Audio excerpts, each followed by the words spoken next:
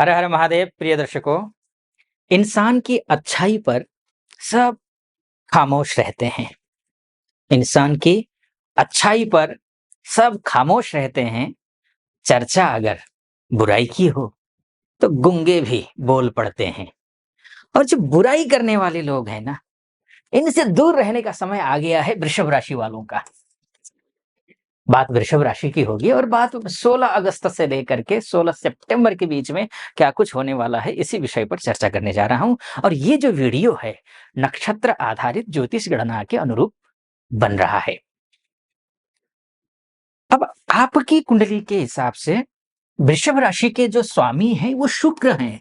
और ये जो शुक्र है ना, ये पूरे एक महीना मैंने बोला ना आपको, इन एक महीनों में 3 नक्षत्र का गोचर करेंगे। 22 अगस्त तक ये अपने ही नक्षत्र में, पूर्वा फाल्गुनी नक्षत्र में रहेंगे, जो कि उनका स्वयं का नक्षत्र यानी कि शुक्र का ही नक्षत्र है। तो स्वाभाविक है, शुक्र अपने घर को तो नुकसान पहुंचाएंगे नहीं, तो देंगे क्या? अच्छा करेंगे तो फिर देंगे क्या?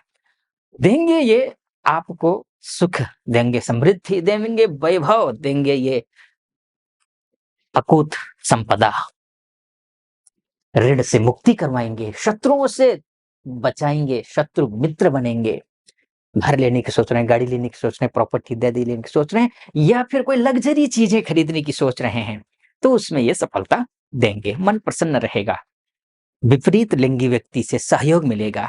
आप अगर पुरुष हैं तो स्त्री से सहयोग मिलेगा, स्त्री हैं तो पुरुष से सहयोग मिलेगा। तो ये एक स्थिति अच्छी बन रही है। अगर आप अस्वस्थ हैं तो स्वस्थ हो जाएंगे। अगर आप डिप्रेशन में है तो डिप्रेशन से निकल जाएंगे। अगर आप अव्यवहारिक हो गए हैं, यानी कि आप चिड़चिड़े हो गए हैं, फ्रस्ट्रेशन लेवल बढ़ गया हो, तो इसमें ठीक होगा। ये कब तक होगा?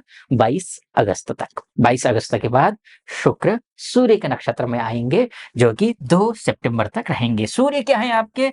सूर्य देव जो हैं आपके घर गृहस्थी के, परिवार के ग्रह हैं, पारिवारिक ग्रह हैं आपके लिए। आपकी भूमि से संबंधित, आपसे शासन प्रशासन से संबंधित कार्य करवाना हो तो वो सूर्य करवाएंगे। शुक्र जब केंद्रेश होकर के, लग्नेश या राशिश होकर के ये केंद्रेश की नक्षत्र में जाएगा तो शुभ ही होगा। वैसे शुक्र और सूर्य के बीच में रिश्ते तो कतई अच्छे नहीं होते हैं, लेकिन केंद्रेश होकर के केंद्रेश के नक्षत्र में जाता है तो शुभ फल देता है। तो क्या शुभ फल देगा? शासन प्रशासन से लटके हुए कार्य करवाएगा ये। कब से कब तक? 22 तारीख से लेकर 2 सितंबर के बीच में। भूमि से संबंधित कहीं कोई प्रॉब्लम हो तो उसको ठीक करेगा। बॉस के साथ रिश्ते अच्छे नहीं हो तो उस बॉस के साथ में रिश्ते अच्छा कर देगा। बस एक बात ध्यान रखना, बिल्कुल ओवर कॉन्फिडेंट मत होना, क्योंकि सूर्य जो है ना 1 साल के बाद अपनी ही राशि में आया हुआ है और अत्यंत प्रचंड है। ये 16 अगस्त से आ गया है और सूर्य 16 सितंबर तक सिंह राशि में ही विराजमान रहेंगे। तो होगा क्या? ओवर कॉन्फिडेंट बना सकते हैं आपको। आपको गुस्सा ज्यादा आ सकता है। आपको जितने हैं उससे ज्यादा सोच सकते हैं। तो आप डाउन टू अर्थ रहिए।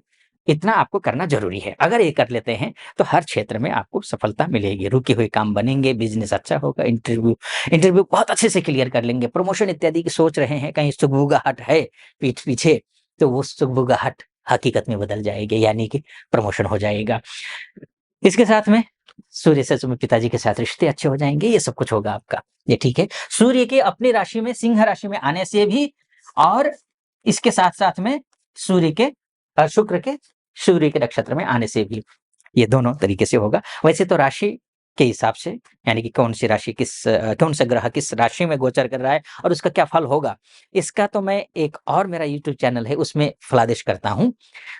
उसका डिस्क्रिप्शन में नीचे आचार्य मुक्ति करके लिंक होगा। वहां जाके क्लिक करके आप उसको फॉलो कर सकते हैं, क्योंकि ये वीडियो नक्षत्र आधारित ज्योतिष गणना के आधार पर बन रहा है। तो सूर्य की बात होगी कब तक? 2 सितंबर तक है। 2 सितंबर के बाद जाकर के फिर जो है आपके ये चंद्रमा के नक्षत्र में आ जाएंगे, यानी कि हस्त नक्षत्र में आ जाएंगे। हस्त नक्षत्र में आने का सीधा सा मतलब ये है, चंद्रमा के नक्षत्र में है आपका। चंद्रमा का दोनों ही स्त्री कारक ग्रह है। अगर खासकर आप स्त्री हैं, महिला हैं, तो आपको विशेष सहयोग मिलता हुआ दिखाई दे रहा है।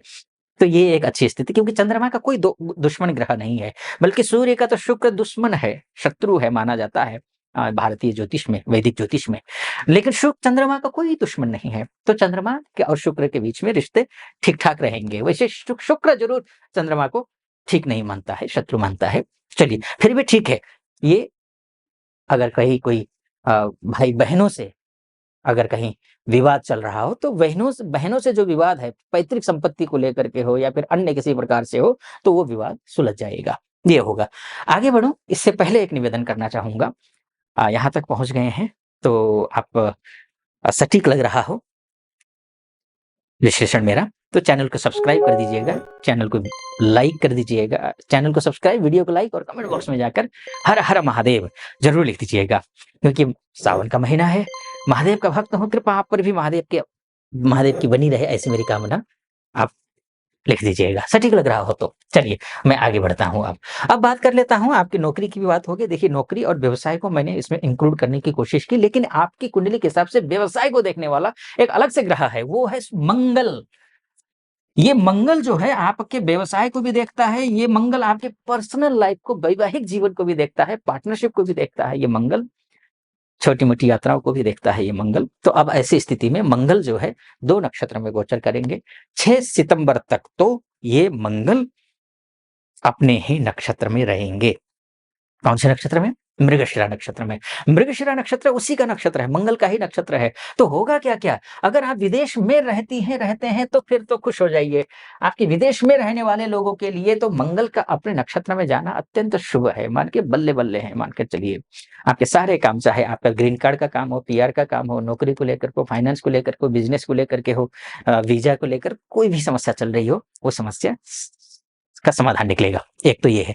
दूसरा जो है, आप व्यवसाय करते हैं, स्वदेश में हैं या फिर इम्पोर्ट एक्सपोर्ट का काम भी करते हैं और डोमेस्टिक लेवल पे काम कर रहे हैं, तो भी ये शुभ है, अच्छा है, बढ़िया है। लेकिन 6 सितंबर के बाद की स्थिति बहुत अच्छी नहीं है मंगल के लिहाज से। अब आप कन्फ्यूज मत होना। देखिए, एक ही ग्रह व्यक्ति पर रूल नहीं करता है। 9 ग्रह हैं, 9 ग्रह अपने-अपने हिसाब से रूल करते हैं। जैसे कि शुक्र का मैंने आपको बताया किस नक्षत्र में जाने से क्या फल देगा, वैसे ही मंगल को मैंने बताया कि जैसे 6 सितंबर तक मंगल शानदार है। हर क्षेत्र में मंगल से संबंधित, भूमि से संबंधित काम अच्छा करेगा, आपका प्रॉपर्टी से रिलेटेड काम अच्छा करेगा, घर से रिलेटेड काम अच्छा करेगा, इष्ट मित्र, नाते रिश्तेदारों से रिलेटेड काम अच्छा करेगा, ये आपका दोस्तों से अच्छा करवाएगा, ये भाइयों से अच्छा का रिश्ता करवाएगा, सब कुछ करवाएगा। लेकिन 6 अगस्त के बाद ये कुछ सावधानी रखने के लिए कहता है। राहु के नक्षत्र में जाएगा, आर्द्रा नक्षत्र में, जो कि राहु का नक्षत्र, राहु और मंगल के बीच में रिश्ते अच्छे होते नहीं हैं। तो अब ऐसी स्थिति में क्या करना? लड़ना नहीं, झगड़ना नहीं, एकदम डाउन टू अर्थ रहना है, गुस्सा नहीं करना है, घमंड नहीं करना है, चिड़चिड़ा नहीं होना है, फ्रस्ट्रेट नहीं होना है, अच्छा व्यवहार करना है, किसी के साथ बेईमानी नहीं करनी है। ये आपको ध्यान देना होगा। 13 आपको सितंबर तक ये कुंडली, ये जो वीडियो है 13 सितंबर तक का बन रहा है, इसलिए मैं 13 सितंबर बोल रहा हूँ। तो ये एक अच्छी स्थिति नहीं है मंगल के लिहाज से। तो क्या करना है आपको? हनुमान चालीसा का पाठ करना है। एक तो ये करना है हनुमान चालीसा का पाठ। दूसरा जो है, आपको संभव हो सके तो आप चमेली का तेल हनुमान मंदिर में ले जाकर के दान कीजिए 6 सितंबर के बाद। ये आपकी स्थिति अच्छी हो जाएगी, बिज़नेस अच्छा हो जाएगा, नौकरी अच्छी हो जाएगी, मान-सम्मान बढ़ेगा, भाइयों के साथ में अच्छा बन जाएगा। चलिए, आगे बढ़ता हूँ। आगे बढ़ो, सूर्य की बात कर लूँ मैं, तो सूर्य के लिए देखिए 2 नक्षत्रों में गोचर करेंगे। सूर्य मघा नक्षत्र में है 30 अगस्त तक, जो कि केतु का नक्षत्र है। तो चूँकि कि मघा नक्षत्र, क्योंकि का ही नक्षत्र, मतलब मघा नक्षत्र के जो स्वामी हैं वो तो केतु हैं, लेकिन राशि कौन है? सिंह राशि है। तो इसी लिहाज से अगर देखते हैं तो थोड़ा-सा कन्फ्यूजन हो सकता है, लेकिन स्थिति ठीक है। ज़्यादा लंबा नहीं करता हूँ, कन्क्लूज़न अगर मैं बोलूँ आपके लिए, तो कतिपय मायनों में थोड़े बहुत माइनस हैं ग्रह, ऐसी बात नहीं। उसका उपाय मैंने आपको बताया, वो उपाय करिएगा। जैसे हनुमान चालीसा का पाठ करने के लिए कहा, वो करना है आपको और चमेली के तेल का दान करना है। अगर इतना कर लेते हैं, तो ये जो 1 महीना है, शुभ है, अच्छे हैं। आप खुश रहें, प्रसन्न रहें, आपके ऊपर महादेव की कृपा बनी रहे, ऐसी मेरी कामना। सटीक लगा हो तो चैनल को सब्सक्राइब कर दीजिएगा, लाइक कर दीजिएगा, वीडियो को कमेंट कर दीजिएगा। और आपको विस्तार से कुंडली जानना चाहते हैं तो नीचे नंबर है, उस नंबर पे कॉल कीजिए। हमारे प्रतिनिधि से बात करके, मुझसे बात करने के लिए आप अपॉइंटमेंट ले लीजिए। निर्धारित तिथि पर आपकी कुंडली का विस्तार से चर्चा करेंगे। फिलहाल अनुमति दीजिए। हर हर महादेव।